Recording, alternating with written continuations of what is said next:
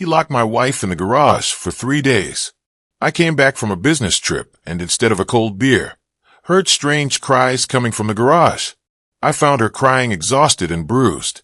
When she whispered, "Our son did it." Betrayal turned into revenge, and I made his life a living nightmare. Before we continue, please subscribe to the channel and write in the comments what time it is where you are now. I pulled into my driveway at 4:45, briefcase in hand, already thinking about the cold beer waiting in my refrigerator. Quarterly reports could drain a man, even after 35 years as a CPA. But the silver sedan parked in my usual spot made me pause. Brent's car. He never came by unannounced. Before I reached the front door, it swung open. Della stood there, smile stretched across her face, like plastic wrap pulled too tight. "Clark, perfect timing. We have something incredible to share." I stepped inside, setting my briefcase on the entry table. Brent sat on my living room couch, hands clasped between his knees. He glanced up briefly, then away.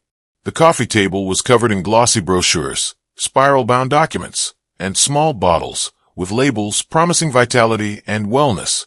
"What's this about?" I asked. Della gestured to the materials, like a game show host revealing prizes. "A ground floor opportunity in the wellness industry. We're talking about building real wealth, Clark. Multi-level marketing done right." I moved closer, picking up one of the brochures, before and after photos, income projection charts showing exponential growth, testimonials from people I'd never heard of claiming life-changing results. "How much are you asking for?" $45,000. Della said it casually, as if discussing lunch plans. "It's an investment in Brent's future, in our future." I looked at my son. He still wasn't meeting my eyes. "Let me see the business plan." We moved to the kitchen table, where the light was better. Della spread out documents while maintaining a constant narration about revolutionary products and unlimited earning potential. I put on my reading glasses and began working through the numbers. The compensation structure revealed itself quickly. 70% of projected income came from recruiting new distributors, not from selling products. Each distributor had to purchase $3,000 in initial inventory. The fine print showed that only 2% of participants ever made a profit. I pulled out my notepad and began calculating. If Brent recruited 6 people, and each of those recruited 6 more, and those recruited 6 more, the math collapsed under its own weight. You'd exhaust the entire population of Florida in 7 recruitment cycles. "This is a pyramid scheme," I said. Della's smile hardened. "That's what everyone says about network marketing at first. The people who succeed are the ones who believe. The people who succeed are the top 3% who got in years ago." I tapped the income disclosure statement buried on page 14. "Look at these numbers, Brent. Do you understand what they're showing you?" My son mumbled something noncommittal. "The business model requires an endless supply of new recruits," I continued. "When that supply runs out, and it always does, the bottom 97% lose their investment. You'd be asking me to fund your position in that 97%. You just don't understand modern business." Della's voice had developed an edge. "I understand numbers. They don't lie." I removed my glasses and looked directly at her. "I can't support this." That's when her mask came off completely. "You've never supported us." She stood abruptly, chair scraping against tile. "You sit on your money while we're trying to build something. You couldn't even help with our wedding. You've never offered anything without strings attached." I felt something cold settle in my chest. "That's not accurate, isn't it?" Her voice climbed higher. "Name one time you've actually helped us without making us feel like beggars." I stood and walked to my home office, returned 30 seconds later with a manila folder. Tax preparation habits die hard. I kept copies of everything. I laid out the documents in chronological order. Bank statements, canceled checks, loan agreements signed and never honored. March 2022. My voice stayed level. $30,000 for your house down payment. You called it a loan. I never asked for repayment. Della opened her mouth, but I continued. July 2022. $18,000 for Della's boutique inventory. Also called a loan. The boutique closed in 6 months. I placed another check on the table. December 2023. $15,000 for Brent's vehicle because his credit application was denied. Another document. April 2024. 17,000 split across various investments and emergencies you presented as urgent. I arranged them in a neat row. $80,000 worth of generosity met with silence. I have documentation for all of it. You've never made a single payment. Not one. Thank you note. The kitchen went quiet. Della stared at the checks like they were forgeries. Brent finally stood, but he still wouldn't look at me. We should go, he said quietly. Della snatched her materials, stuffing them into her bag. Paper spilled out. Neither of them bent to pick them up. You'll regret this. Della's finger stabbed the air between us. We won't forget how you treated us. I won't forget either. Brent moved toward the door. I tried to catch his eye one more time. If you want to discuss this further, we can, but not tonight, and not about this scheme. Come on. Della pulled Brent's arm. We don't need him. I stood in the doorway as they walked to their car. Apparently you do. Their sedan reversed too quickly, tires chirping as they accelerated down my quiet street. I remained there until their tail lights disappeared, then walked back inside. The kitchen table still held the evidence of 5 years I'd been trying to help my son. The MLM brochure lay on top of everything else, promising financial freedom in bold letters. I sat down slowly, spreading my hands flat against the cool surface. My breathing was controlled, deliberate. Something had shifted in the past hour, not broken.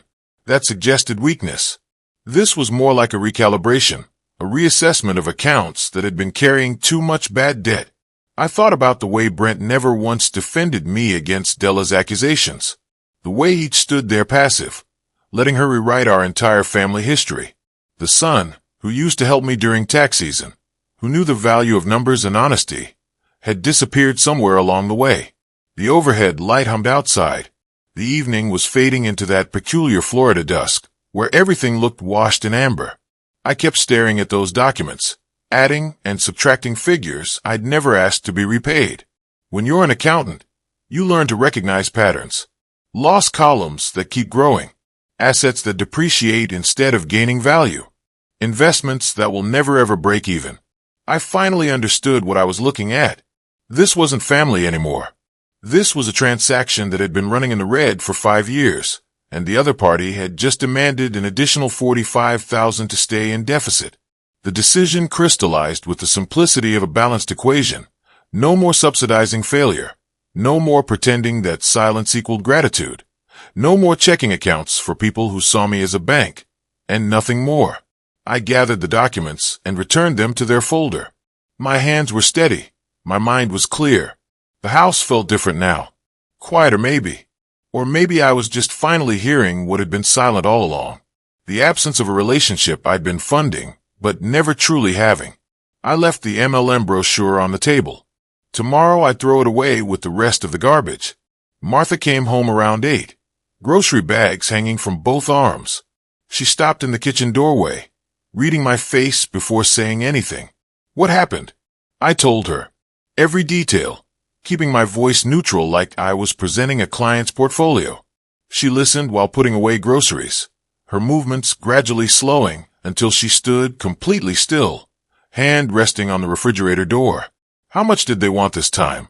$45,000 for a pyramid scheme disguised as wellness products. Martha closed the refrigerator and sat down across from me. She picked up the abandoned brochure, studied it briefly, then set it aside. You said no.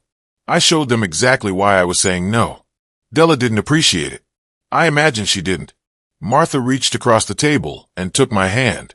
Clark, you did the right thing. Did I? Maybe there was a gentler way to stop. Her grip tightened. This is the 4th time she's come to us with one of these opportunities. The boutique, the online store, that consultant position. Each time we invested. Each time it failed. Each time no accountability. She stood and walked to the calendar, hanging on the wall near the phone. Her finger traced over the past year. Brent's birthday last October.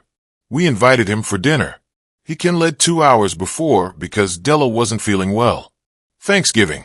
They came for 30 minutes 8 and left before dessert because Della had a headache. Christmas. They didn't come at all. Said they were starting new traditions. Martha turned to face me. When was the last time he called just to talk? not to ask for something. Not because we called him first. When? I couldn't remember. He's 37 years old, Clark. He's not our little boy anymore. He's a grown man who's made his choices. He's still our son. I know. Her voice softened. That's why this hurts so much. We moved to the living room and talked until nearly 10. Martha reminded me of patterns I'd been trying not to see. The way Brent had changed after marrying Della. How he'd stopped visiting except when he needed money. How he let his wife speak for him in every conversation. She asked me what I'd tell a client in this situation. I'd tell them to cut their losses. I admitted. Then take your own advice. That night, I slept better than I had in weeks. Maybe it was the relief of finally saying no. Maybe it was Martha's validation. Or maybe it was knowing I'd done the right thing, even when it felt hard. The next morning was aggressively normal. Coffee brewing while I reviewed my conference schedule. Toast I didn't really want, but ate because Martha made it. Packing my overnight bag with the practiced efficiency of someone who'd done it 100 times. Text me when you get to the hotel, Martha said, handing me my travel mug. I always do. I know. I worry anyway. I kissed her forehead. 2 days. I'll be back Saturday afternoon. I'll bring those orange blossom cookies you like from the airport. She walked me to the door, waving as I backed out of the driveway. Everything felt settled, resolved. The fight with Brent was disappointing, but we'd moved forward. Maybe he'd come around eventually. Maybe not. Either way, we'd done what we could. The Orlando conference passed in a blur of tax code updates and networking sessions. I barely tasted the lunch buffets. My mind kept returning to that kitchen table scene, replaying Brent's silence, trying to understand when my son had stopped being someone I recognized. I didn't know that while I was sitting in a conference room discussing depreciation schedules, Martha was going to our garage for canned tomatoes. I didn't know Brent had been waiting, watching, planning. Later, much later, Martha would tell me what happened, her voice shaking as she tried to describe it. How she'd reached for the shelf and heard footsteps behind her. How she'd turned to see Brent coming through the main garage door, the one she'd left unlocked while getting items from storage. Brent, what are you doing here? He grabbed her shoulder, pushed hard. She stumbled backward, catching herself on the workbench, scraping her arm against rough wood.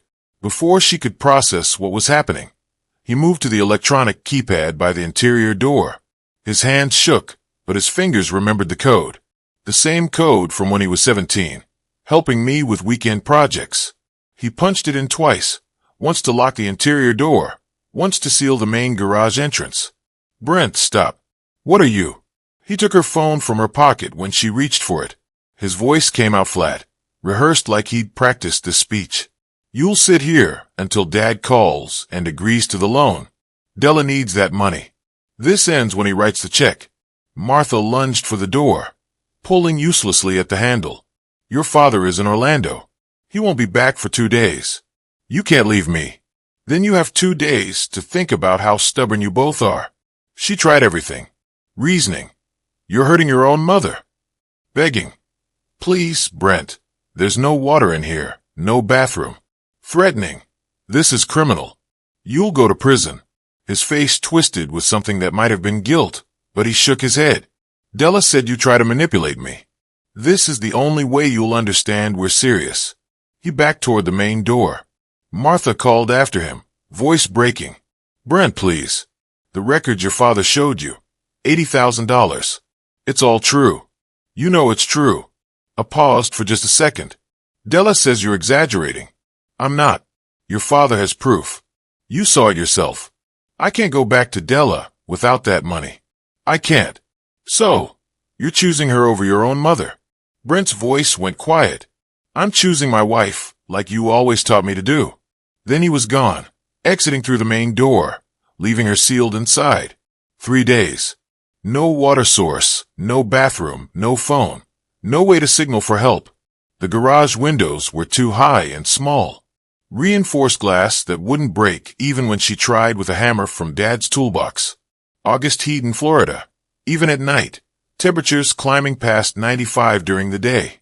Martha told me she tried to ration her energy, stayed near the door, called for help until her voice gave out, but our neighbors' houses were too far apart to hear.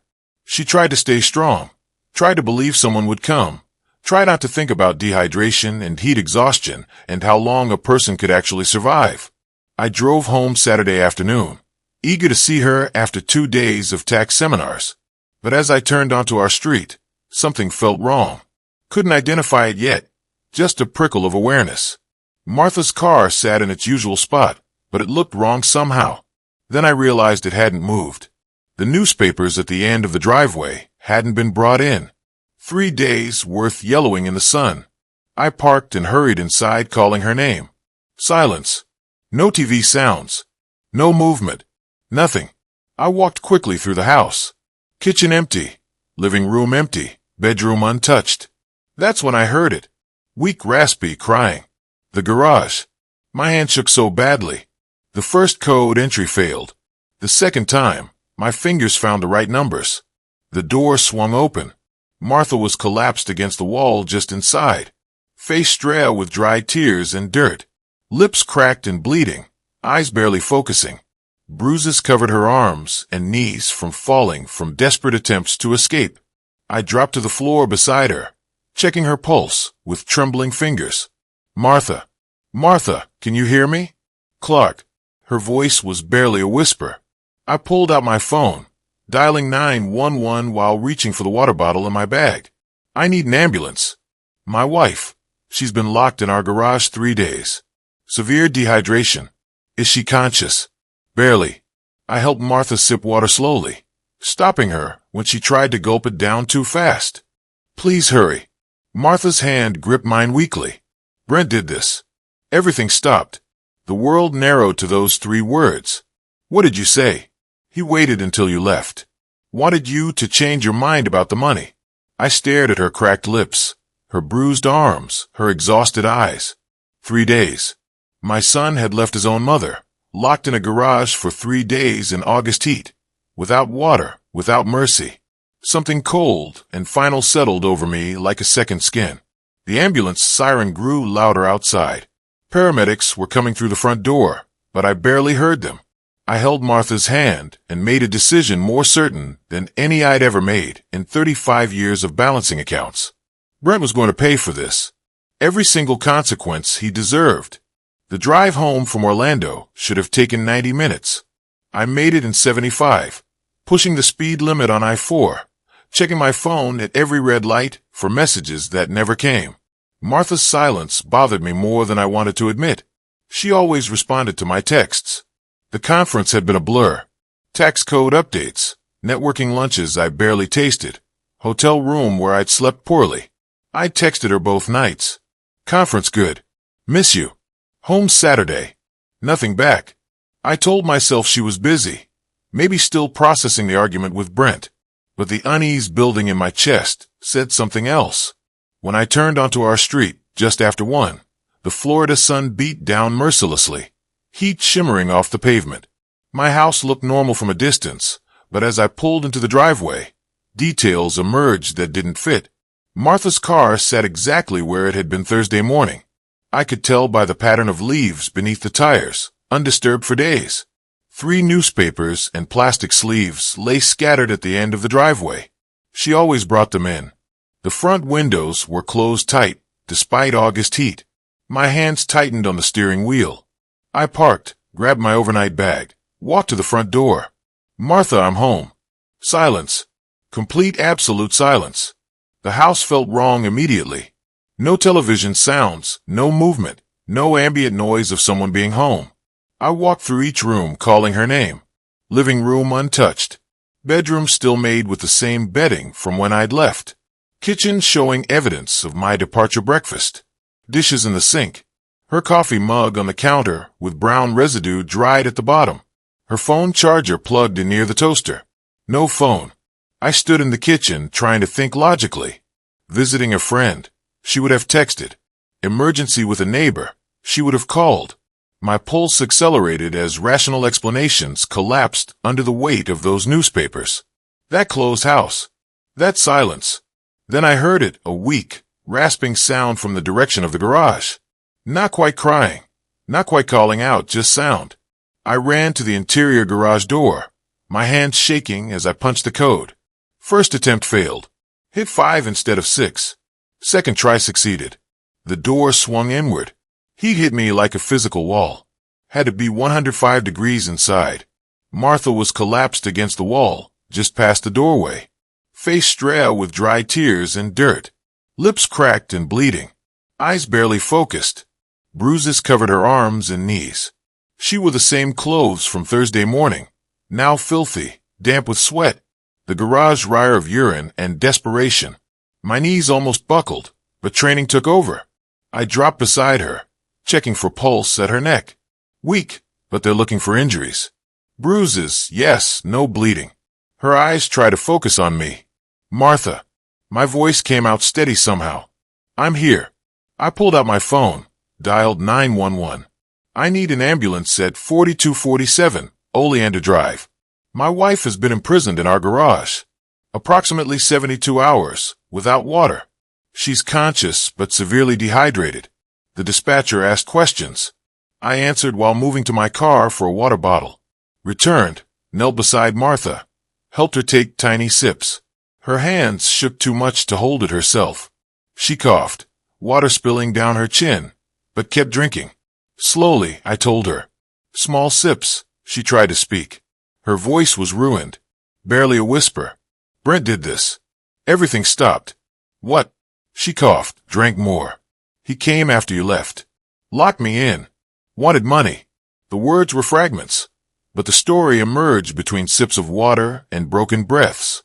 Brent appearing Thursday evening.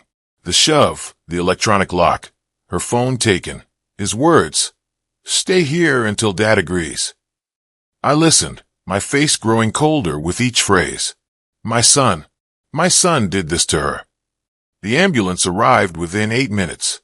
2 paramedics, Santos and Rodriguez, according to their name tags, entered with equipment.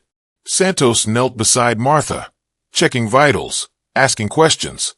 I stepped back, giving them room. Blood pressure cuff, pulse oximeter, pen light in Martha's eyes. Feline started for fluids. Rodriguez photographed the garage, the door lock, Martha's condition, standard procedure for suspected elder abuse. Santos looked at me. We're taking her to Tampa General.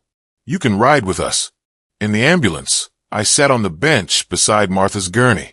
Santos monitored the 4 drip, checked vitals every few minutes. I held Martha's free hand, the one without the 4, feeling how thin it had become in just 3 days. Martha's eyes closed, her breathing more regular as fluids entered her system. She's stable, Santos said quietly. But this was close. Another day, and we'd be having a different conversation. The weight of that statement settled over me. My son nearly killed her. Tampa General's emergency room was organized chaos. Martha was wheeled into an examination bay. Dr. James Wilson, mid-50s, kind eyes, efficient movements, took over. He examined her thoroughly while asking me questions. How long was she imprisoned? Any water access? Temperature in the garage? Previous health conditions? I answered everything. Wilson's diagnosis was clinical, but grave. Severe dehydration, stage 2. Contusions consistent with false, possible mild heat stroke. We're admitting her for rehydration and observation. At her age, complications can develop quickly. I sat in the waiting area while they moved Martha to a room upstairs. The full weight finally hit me. My son, the boy I'd raised, taught to ride a bike, helped through college, deliberately imprisoned his own mother, left her to suffer, chose money over family. The rage that formed wasn't hot and explosive. It was cold, methodical, and absolute. A nurse approached with admission paperwork. Mr. Henderson, your wife is settled in room 412. You can see her now. I stood following her through corridors that smelled of antiseptic and recycled air. Martha looked small in the hospital bed, connected to 4 lines. Heart monitor beeping steadily, but her color was better. I sat beside her, took her hand. Go home, she whispered. Do what you need to do. I kissed her forehead. I'll be back in the morning, Clark. Her eyes met mine. He's still our son. I paused at the door. He stopped being our son when he locked you in that garage. The evening sun painted my driveway orange as I pulled in around 6:30. The house looked normal from outside.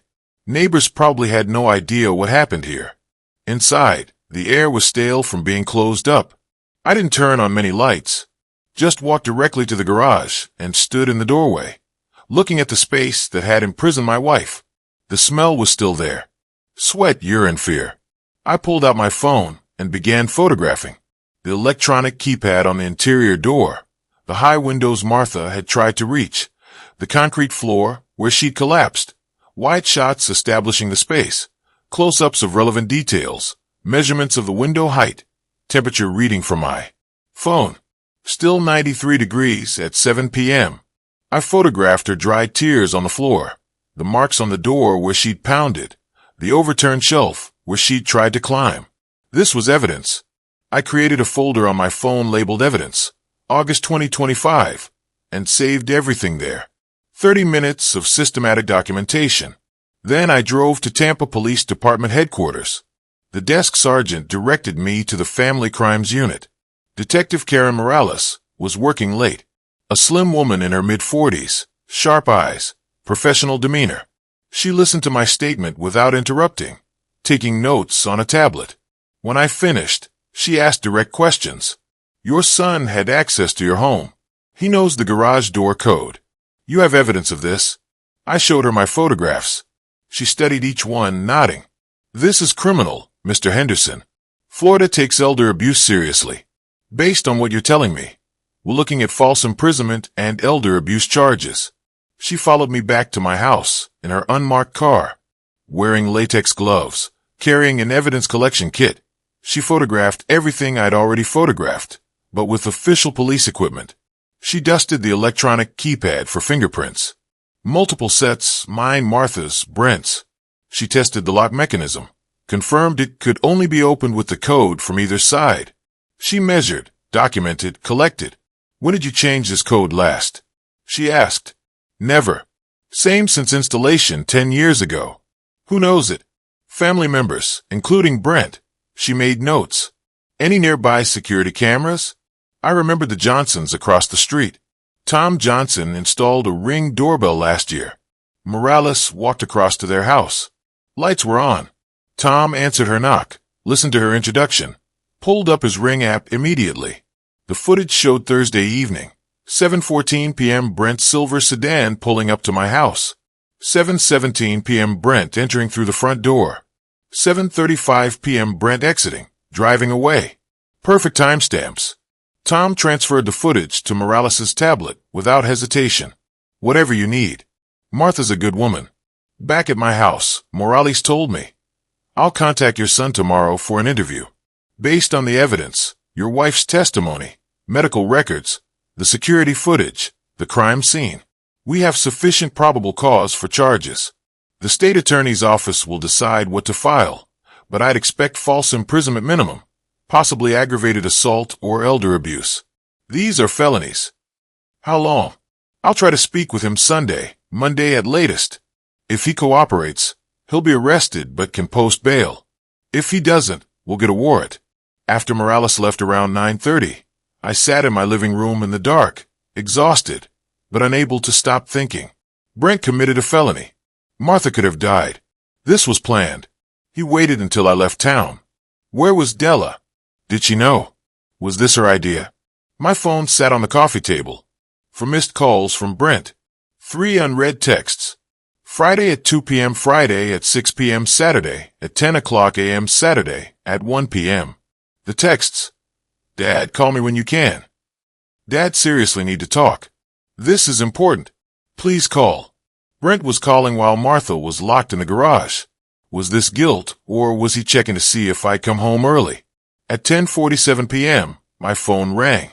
Brent. I watched it ring twice, 3 times. On the 4th ring, I answered. Hello, Dad. Finally. His voice came rapid and nervous. I've been trying to reach you. Listen about Mom. I know you're upset, but I need to explain. I didn't mean for things to go that far. I just wanted her to talk to you. To convince you to help us with the loan. It was supposed to be a few hours. I didn't know you'd be gone so long. It was an accident. I said nothing. Is she okay? Is she home? It was 3 days. Silence on his end. 3 days, Brent. You locked your mother in a garage for 3 days. I know, but I didn't know you'd be gone that long. The conference was supposed to be overnight. So, you waited until I left town, trapped your mother, and your defense is that I stayed away longer than you expected. That's not look.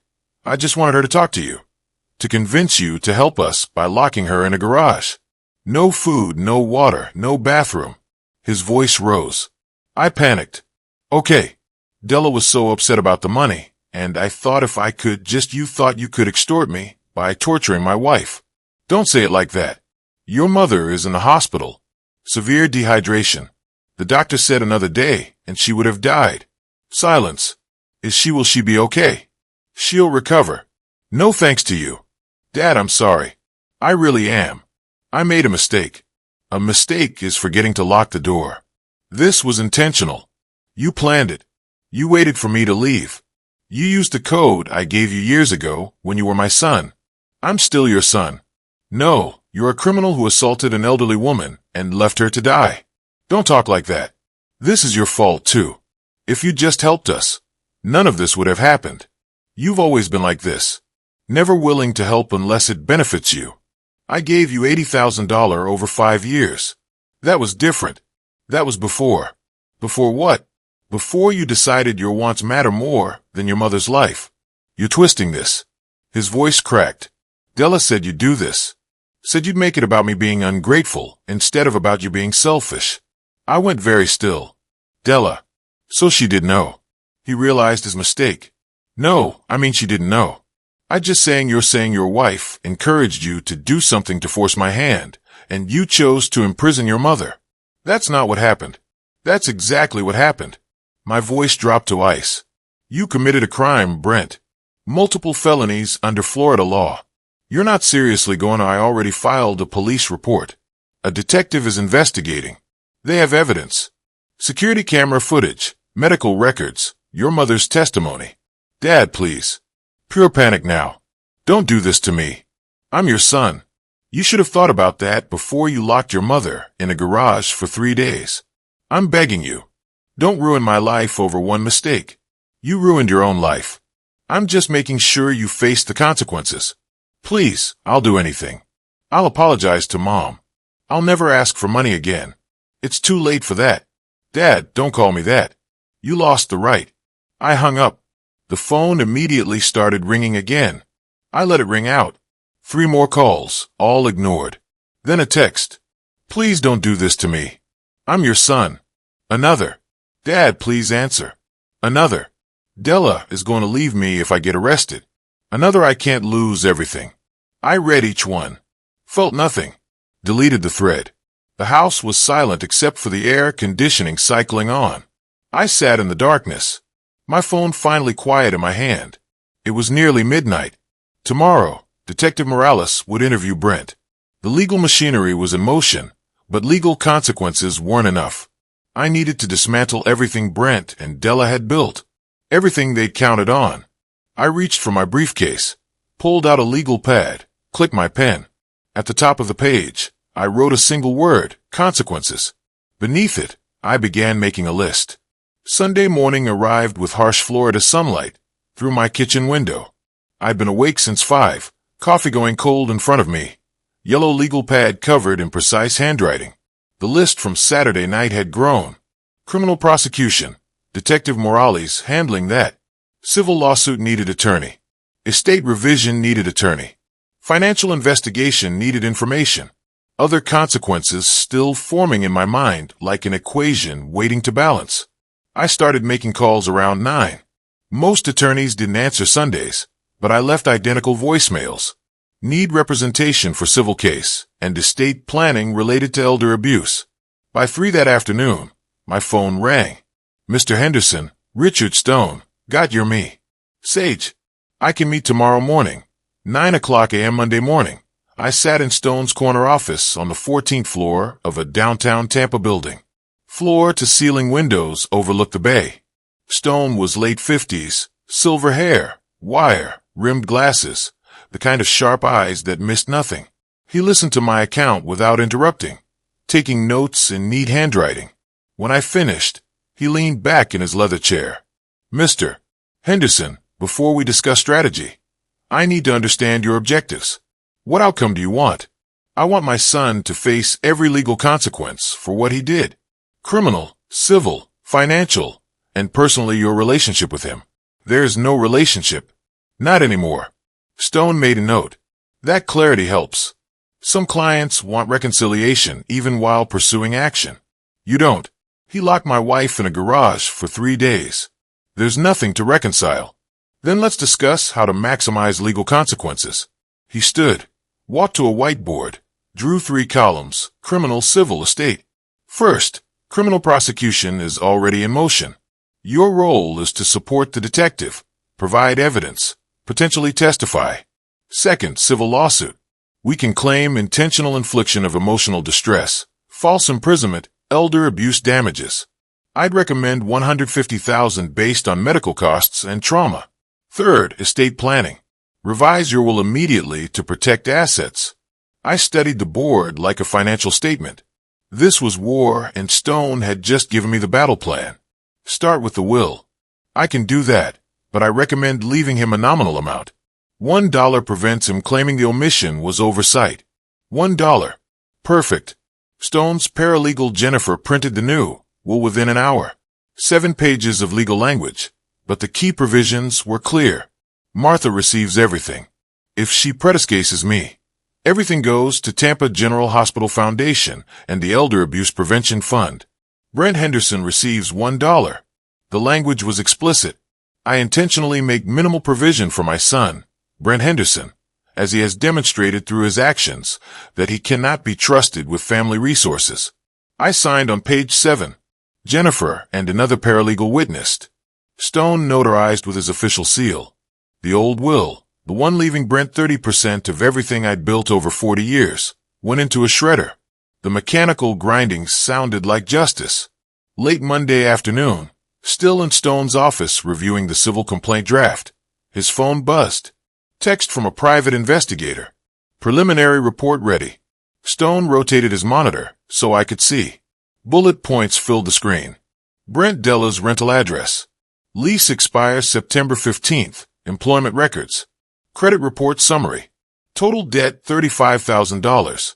Assets virtually none. The investigator had tracked Della's business ventures, too. $18,000 to health supplements, $25,000 to essential oils, $17,000 to wellness products. All losses. $60,000, chasing pyramid schemes over 3 years. I read it twice, expression hardening. The $45,000 they wanted wasn't for opportunity. It was a lifeboat, Stone said. They're sinking, and now they're facing criminal charges, a civil lawsuit, and their lease ends in a month. Stone allowed himself a small smile. Finding new housing with a felony charge will be nearly impossible. They did. This to themselves. They did. But you're making sure they can't escape the consequences. I picked Martha up from Tampa General that afternoon. She'd been cleared by Dr. Wilson after 48 hours of 4 fluids and monitoring. She looked better, color returned, eyes brighter, but still moved carefully. At home, I prepared everything. Water bottles, medications, TV remote. She sat on our bed, looked around like seeing it for the first time. I didn't think I'd see this room again. I sat beside her, took her hand. You're home now. You're safe. That evening around 8, my phone rang. Brent again.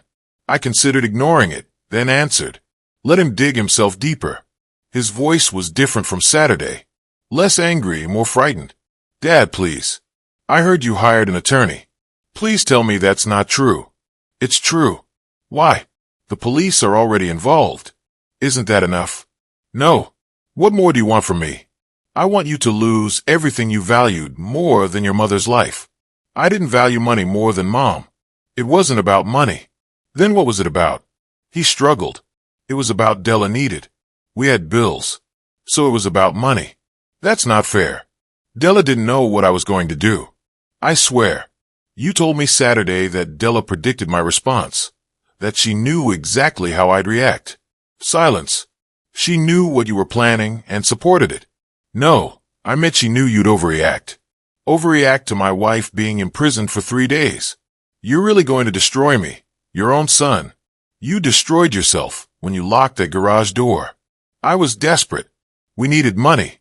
I gave you $80,000 over 5 years. You needed better decisions, not more money.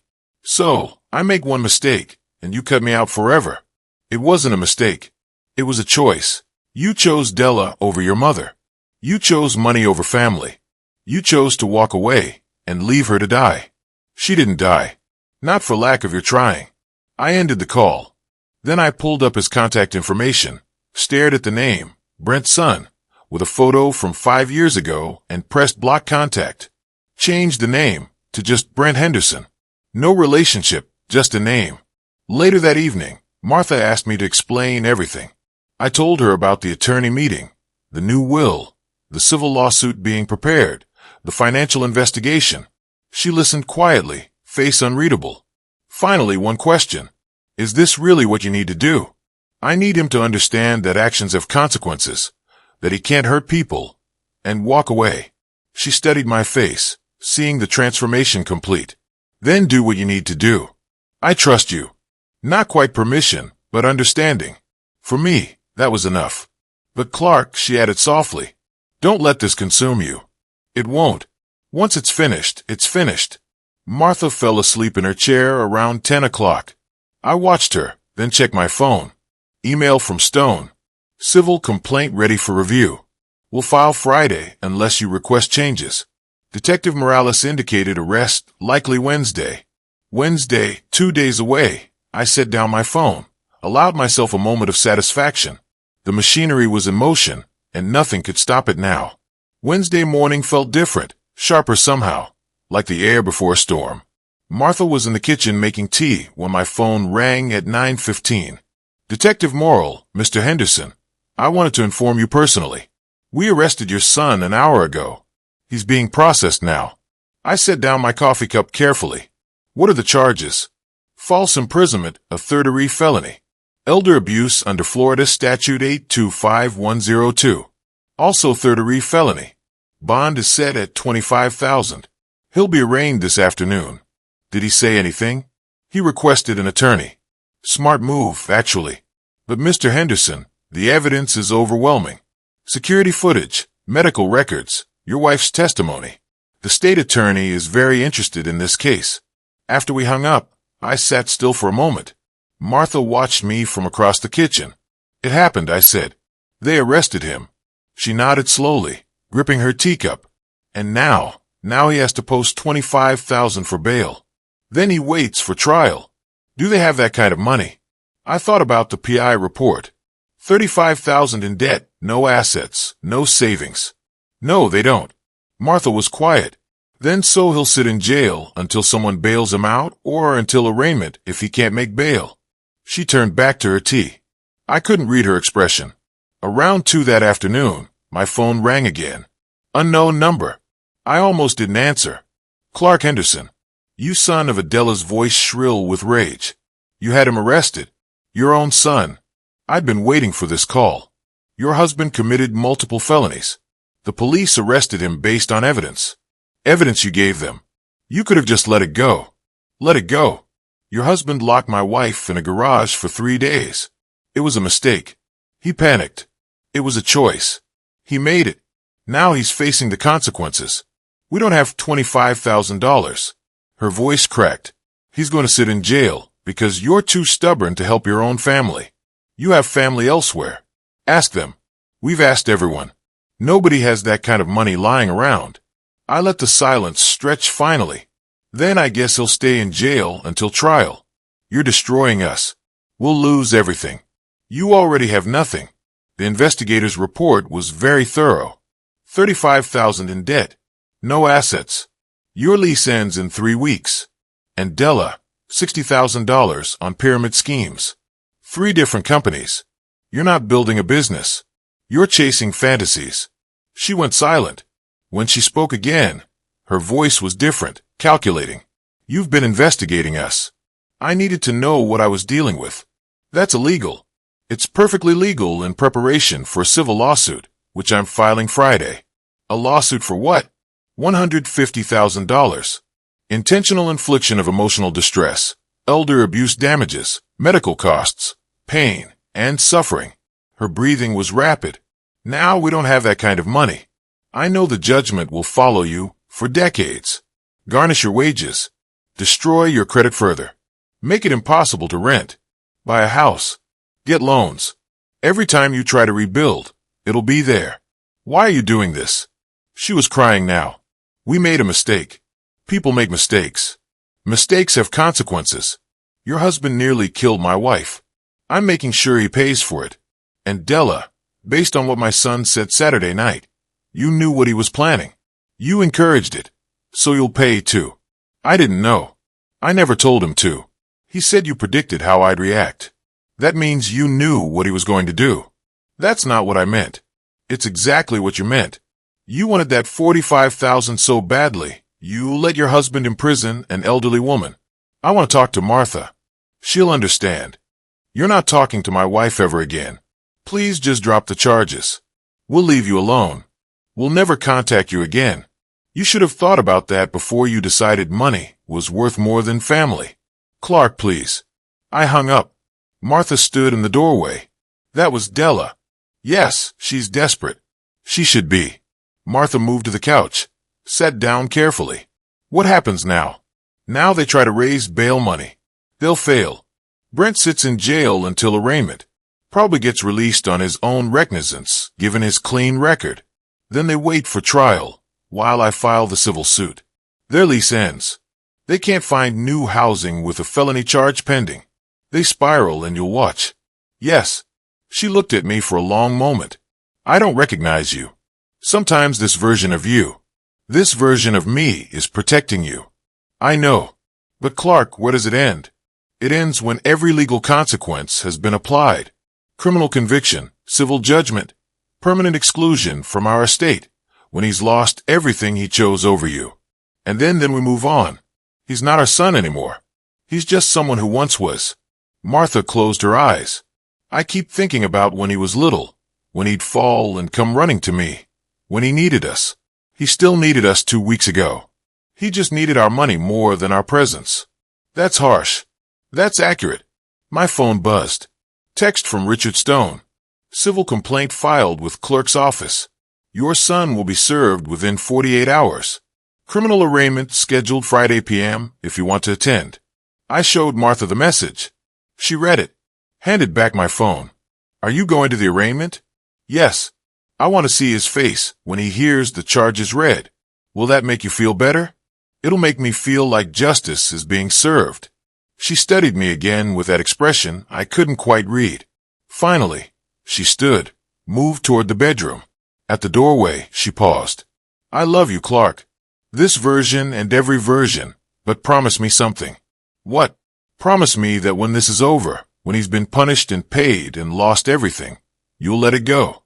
That you won't carry this hatred forever. I considered that. I don't hate him, Martha. I just don't love him anymore. There's a difference. Is there? Hate requires caring. I don't care what happens to him after this. He'll be a stranger who once shared my name. She nodded slowly. That might be worse than hate. Maybe it was, but it was honest. That evening, my phone rang again. Different unknown number. I answered out of curiosity. Mr. Henderson. A woman's voice, older, nervous. This is Patricia Morrison. I'm Della's mother. Mrs. Morrison, please. I'm begging you. Don't do this to my daughter. She's made mistakes, but she's trying. They're trying to build a life by imprisoning my wife. Brett did that, not Della. Della encouraged it, supported it, benefited from the plan. She didn't know what he was going to do. Then she married a man she doesn't know.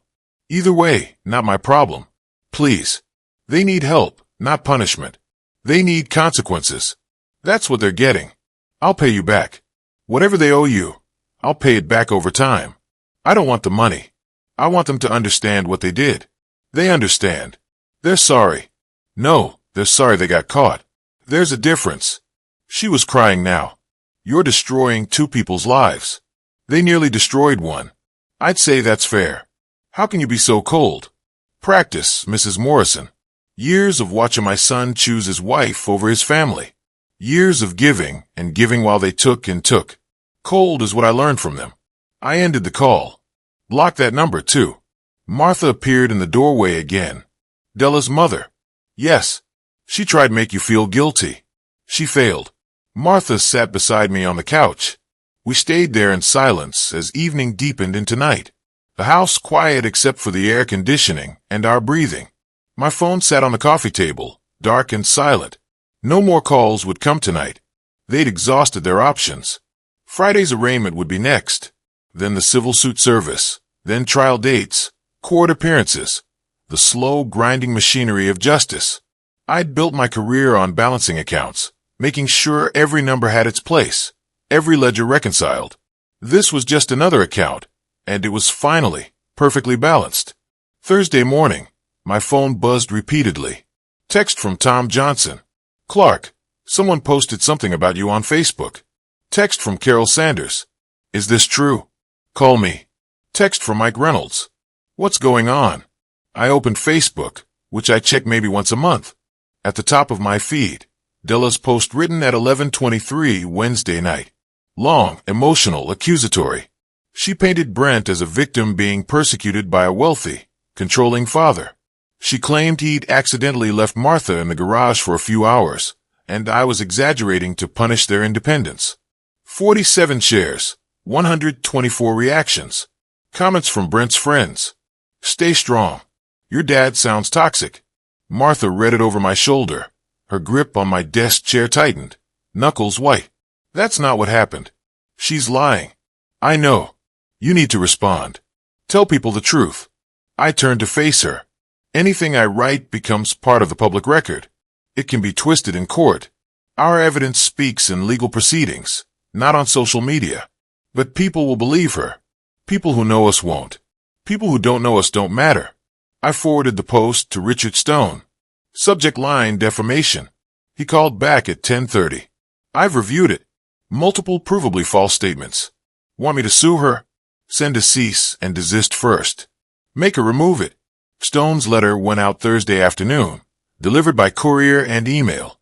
3 pages on his firm's letterhead, citing Florida defamation law demanding removal within 24 hours. Friday afternoon, my investigator reported that Brent had called Della's parents in Georgia Thursday night. 37-minute call. They'd refused to send money. 4th time Della had asked them for financial help in 3 years. They'd learned to say no. Saturday morning at 7:14, the Facebook post disappeared. Either Della had received Stone's letter and complied, or she'd realized several comments were questioning her version. Why would he lock her in a garage? 3 days without water sounds serious. The social media counterattack had failed. Saturday afternoon, Tom and Linda Johnson appeared at my door with a casserole. Linda hugged Martha, tears in her eyes. If we'd known you were in trouble. You couldn't have known, Martha said gently. Throughout the weekend, neighbors called or stopped by. The Rodriguezes brought flowers. The Changeins dropped off groceries. Mrs. Patterson called to offer help. Everyone who knew the actual facts sided with us. Sunday morning, Martha sat down her fork at breakfast. Clark, I need to tell you something. I waited. I don't want to see Brent. Not at the hearing tomorrow. Not if he comes here. Not ever. He's not my son anymore. Her voice was steady. She thought this through. I reached across the table, took her hand. You don't have to see him. I'll handle everything legal. What if he tries to contact me? There's a no-contact order as part of his bail conditions. If he violates it, he goes back to jail. She nodded, relieved. That evening, Stone called to prepare me for Monday's hearing. He explained probable cause standards, evidence presentation, likely outcomes. The evidence is overwhelming, he said. Judge will almost certainly bind him over for trial. Will I need to speak? No, you're there as family. Martha's statement is already on record. After we hung up, I laid out clothes for Monday. Dark slacks, white shirt, navy tie, professional, but not flashy. Martha watched from the doorway. You don't have to go. I do. I want to see his face when he realizes how much trouble he's in. I set my alarm for 6:30. Tomorrow, I'd see Brent in court for the first time since this began. Tomorrow, the machinery I'd set in motion would grind forward another step. I arrived at Hillsborough County Courthouse at 8:30 Monday morning, passed through security, took the elevator to the 4th floor, found courtroom 4C. They were already there, Brent and Della, on a wooden bench, heads close together, whispering urgently. Brent wore a navy suit that hung poorly on him, sleeves too long, shoulders too wide, obviously borrowed. He hadn't shaved in days. Brent saw me. Our eyes met for 2 seconds, his widened face paling further. Then he looked away quickly, stared at the floor. Della followed his gaze, saw me, glared. I walked past them without acknowledgement, sat on the opposite side of the hallway, pulled out my phone. In my peripheral vision, I watched Brent shake slightly. Della rubbed his back, whispering what I assumed were reassurances. At 9:02, the bailiff opened the courtroom doors. Judge Patricia Morrison entered, African-American woman in her 50s. Efficient demeanor. Everyone stood. Be seated. Case number 2025. CF Lunu 847. State of Florida versus Brent Michael Henderson. Is the state ready? Assistant State Attorney Rachel Torres stood. The state is ready, Your Honor. Is the defense ready? Sarah Chun, Brent's public defender, stood less confidently. Defense is ready, Your Honor. Torres presented with clinical efficiency. She read Martha's sworn statement. I was locked in my garage by my son, Brent Henderson, for approximately 72 hours, without access to food, water, bathroom facilities, or means of communication. She presented medical records. Patient presented with severe dehydration, requiring 4L of 4 fluid. Treating physician noted the patient would likely not have survived another 24 hours. Crime scene photos appeared on a monitor, the garage, the electronic lock, the empty space where Martha had been trapped. Finally, the Ring doorbell footage. Timestamp 7:14 p.m. Thursday. Brent's car pulls up. He enters at 7:17, exits at 7:35. The whole presentation took 15 minutes. It was devastating. Sarah Chun tried her defense. Your Honor, this was a family dispute that escalated beyond my client's intent. Judge Morrison interrupted. Counselor, your client locked a 61-year-old woman in a garage for 3 days, without water. The medical records show she nearly died. Intent is not at issue for probable cause. Chun sat down, defeated. I watched Brent throughout. When Torres read Martha's statement, his jaw clenched. When the medical records were presented, he closed his eyes. When the garage photos appeared, his hands gripped the table, knuckles white. But he never looked back at me. Judge Morrison looked directly at Brent. Mr. Henderson, stand. He stood unsteadily. I find there is more than sufficient probable cause. You are bound over for trial. Trial date is set for September 15th, 2025 at 9:00 a.m. Bail conditions remain in effect, including the no-contact order.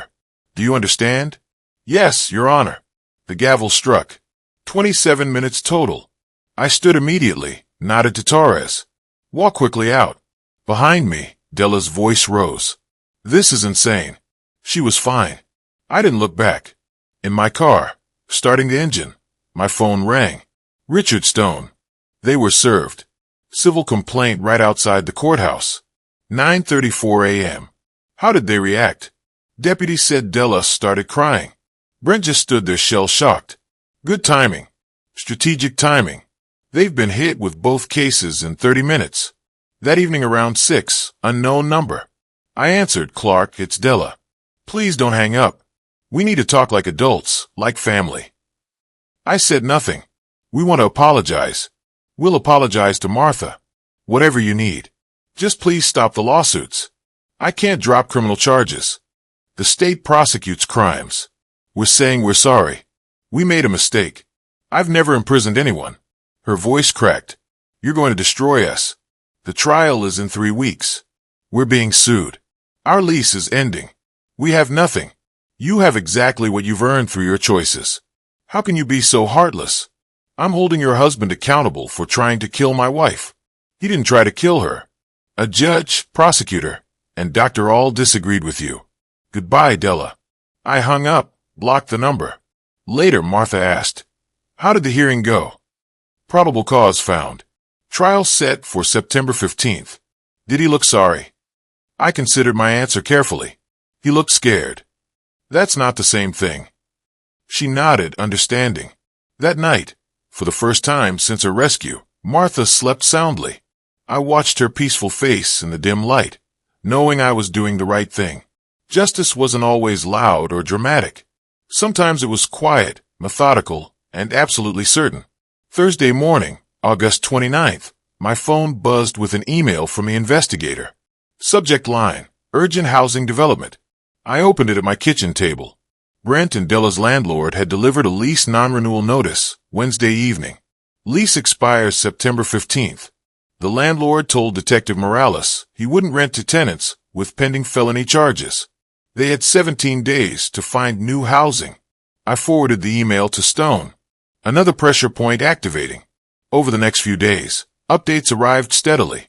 Friday, application denied at Riverside Apartments after background check. Saturday, West Shore Complex rejected same day. Sunday, Bayshore Rentals explicitly cited pending elder abuse charges as reason for denial. 6 properties, 6 rejections. Friday evening's report included something else. A neighbor had heard arguments. Thursday night around 10, Della's voice through the walls. This is your fault. You couldn't convince your own father. You're weak. You've ruined everything. The alliance that imprisoned Martha was destroying itself. Saturday afternoon, September 1st. My phone rang. Unknown Tampa number. I answered out of curiosity. Dad, it's Brent. Please don't hang up. His voice was wrecked. Horror from stress or crying or both. I know I don't deserve to ask anything. I know what I did was wrong. I understand that now. We're losing our apartment. No one will rent to us.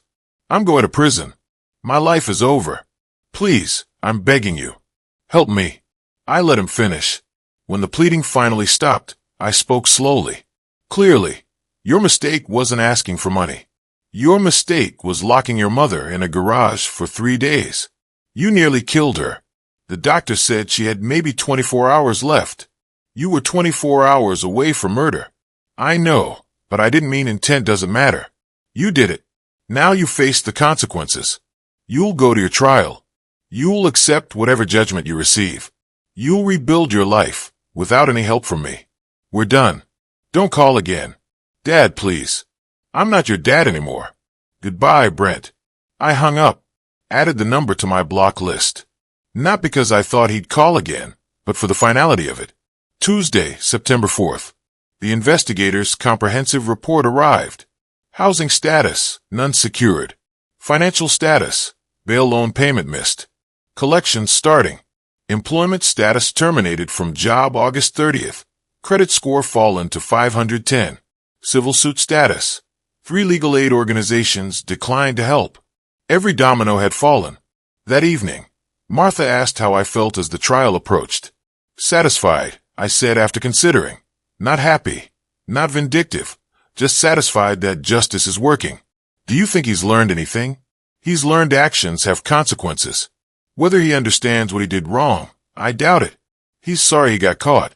That's different from being sorry he did it. Martha squeezed my hand. That's enough for me.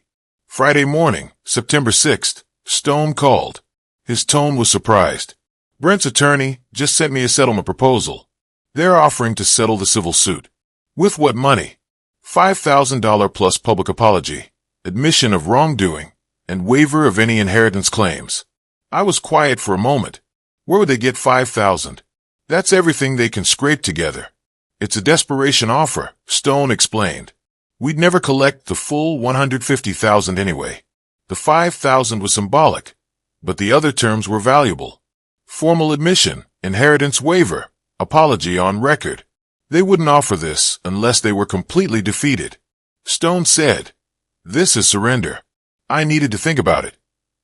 That evening, Martha and I sat at the kitchen table, the settlement proposal printed between us.